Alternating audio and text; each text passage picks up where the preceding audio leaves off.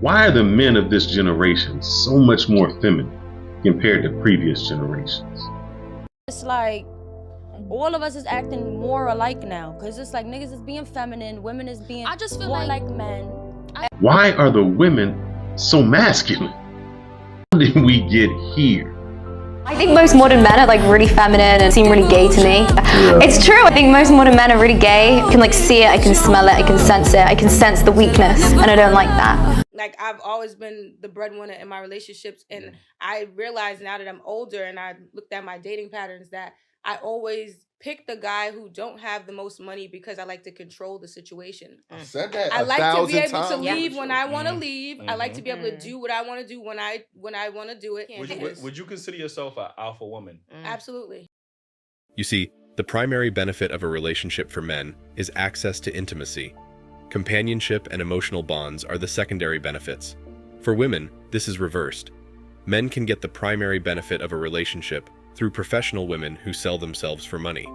Women cannot get the primary benefit of a relationship, which is access to a man's resources without a relationship. I don't think the world has ever been equal. I'm not saying that women should completely and utterly be slaves. I'm not saying that. I'm saying that the modern society we live in has been built by men. All the roads you see, all the buildings you see, everything around you, men built. All of it.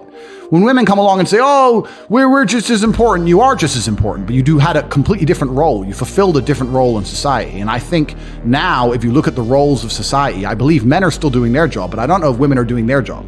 Women's job always was procreation, to look after the family and to look after the man. That's all that they had to do. And the man would go out there and risk his life and spend his time building the modern world.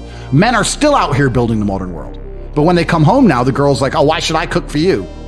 I think women are failing in their role. I think women are failing. In the coming years, there are going to be a lot of miserable women who will have made a lot of bad choices. And I think we have not yet hit the worst of this trend. It may not change for at least another generation or two. When enough women realize what is in store for them, maybe, just maybe, enough will recognize the benefits of relationships. But once men get a taste of getting the milk without buying the cow, they will have no reason to invest in a relationship. Ultimately, it is women who will suffer the most. How long have you been with your man? 6 months. How does he feel about you coming out dressed like, how you are? So it feels like a little bit of a pointed question, but he trusts me and I trust him, so. Did you guys ever have a conversation beforehand? Yes. Yeah. What'd you guys discuss? It was more of like I'm going to do this, but I trust your input, so I'm going to let you know. But in the end of the day, it's like we are our own people, so I'm going to do what I think is best for myself and for our relationship. People will sexualize you for what you look like when you have a certain body type, no matter what you wear. So you might as well own it, you might as well be confident about yourself, but it doesn't necessarily convey that you're on the market or that you're looking for a guy. It's just you having fun with your girls, so. Based on how she's dressed, do you think that she's single or in a relationship? Oh, single, for sure. One important problem with relationships is the differing desires of men and women. Guys tend to enjoy the familiarity of being with the same woman for a long time. They kind of get to know what she is about and enjoy her predictability. Women tend to see this as a negative thing, as it means for them it is not as exciting anymore. I have heard that a man's love is like a train. It takes time to get going, but is hard to stop. For women, it is more like a spark you get when rubbing Flintstones together. Powerful, and may be necessary to start the train engine in the first place, but very brief. It is just very difficult to balance these extremely different ways of looking at life. But the other place it takes me is that really the liberation we're going for? That like now we work, and by the way, women are still going to do housework and childcare. Yep. And we're just going to have husbands or co-resident parents, or the dads stay home. As men and women live single lives in ever greater numbers, and women choose careers over motherhood, fewer and fewer children are being born. All developed nations are well below the replacement level for their indigenous population. The reaction by governments is to import more non-indigenous peoples from very different cultures. Some of these cultures are different from that of the indigenous population, and it results in crime, violence, and economic underperformance, leading to social unrest and a societal breakdown. The immigrants begin to dominate the indigenous culture by imposing their own. The result bring the indigenous people become an oppressed minority in their own country with nowhere else in the world to run. Don't make the mistake of thinking that this bothers too many women because they're fickle and will go with the victor. They are too self-entitled to realize that people from other cultures might treat them like dirt. Most powerful aphrodisiac for a woman is dominance in a man. Perhaps men will have to start choosing partners using a very different set of criteria than they relied on before. Perhaps all the girls who were ignored because they didn't go to the parties and were too modest or even religious should be considered now. The ones who take a lot of work to win, but far less work to keep. These may be the girls who are capable of mothering children who are less susceptible to the lies of society. If women truly wanted equality, that might be okay. However, how it works normally is that they want equality, only when it's convenient for them. Tell her on your next date that you're going Dutch.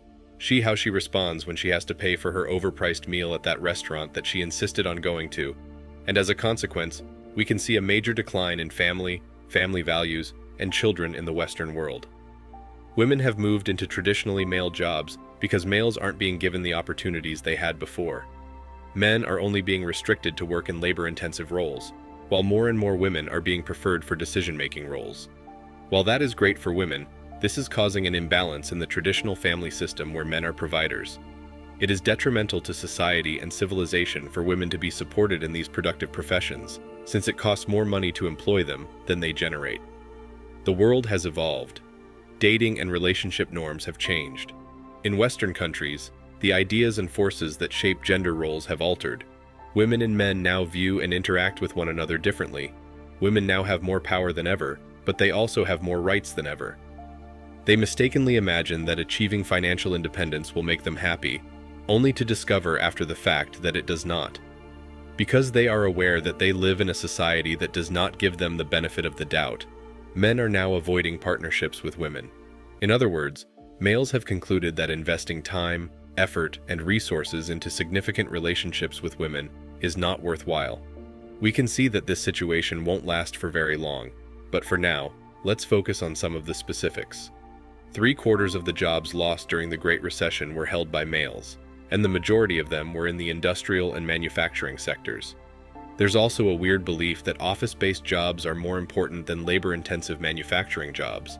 That's not quite accurate, though, because the genuine tax base isn't merely the result of the manufacturing class's actual productive work. It's also because they produce and generate goods and products for society. They are the actual support systems of the families that make up the population. It is undeniable that Western culture represses men at its foundation. Men are progressively waking up to the fact that every system that governs anything, including the legal system, the economy, and insurance, has been intentionally designed and rigged against them, and they're not having it.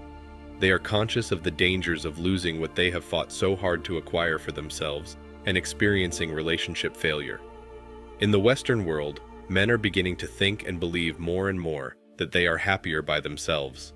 They do not desire dating-related drama. They don't want to return home to comparative, unappreciative wives who take advantage of everything the men do for them. They don't want unhappy marriages, and they also don't want to damage their kids' lives. They want peace, and they want a world where men are men and women are women, without getting mixed up.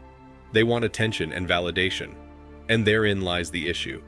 Just flush your independence down the toilet, because you can't do whatever the heck you want once a woman is up under you, especially if you're married and have children. If you pick a wife over a lifetime, forget about independence. You will have to labor continuously to maintain everyone's happiness in the home, and that is the price you must be willing to pay. Men who are single can enjoy peace, quiet, and freedom, which is the second factor that makes them happier. I'm sorry to break it to you, but once you have a woman, you can never have peace, quiet, or freedom. It's practically impossible since contemporary women are unwilling to give a man any of these things and are unaware of how to do it. You can never find serenity with all the yapping and nagging that women do because they don't know when and how to keep their mouths shut. Women love to chatter and incite trauma so they can test you and see whether you're strong. When you wade through the thousands of fake profiles, bots, scammers, and catfish, and finally get a real woman to meet up with you in person, 90% of the time she is loud, obnoxious, and combative. Not worth it, guys. How is the generation that grew up with the internet the most dumb, distracted, and ill-informed, even though they have access to humankind's greatest repository of information of all time? Here's the thing. People complain about what the internet and especially social media have done to people. But I say it's a good thing.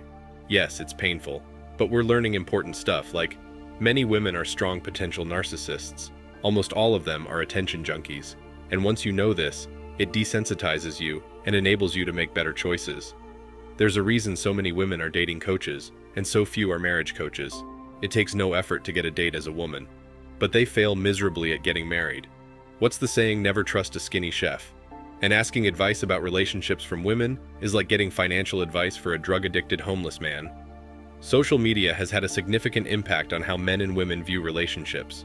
Many people now have unrealistic expectations of what a perfect relationship should look like based on what they see on social media.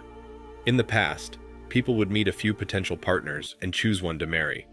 Nowadays, with so many options available online, it can be difficult to form a genuine connection with someone.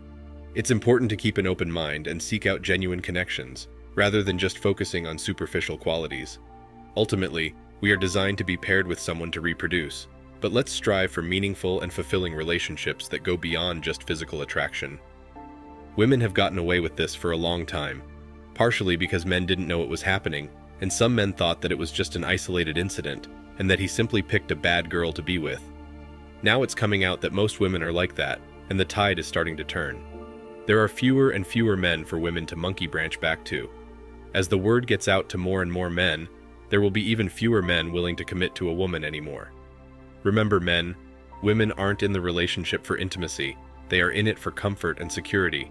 We, men, are the prize. Thanks for watching Man Reacts.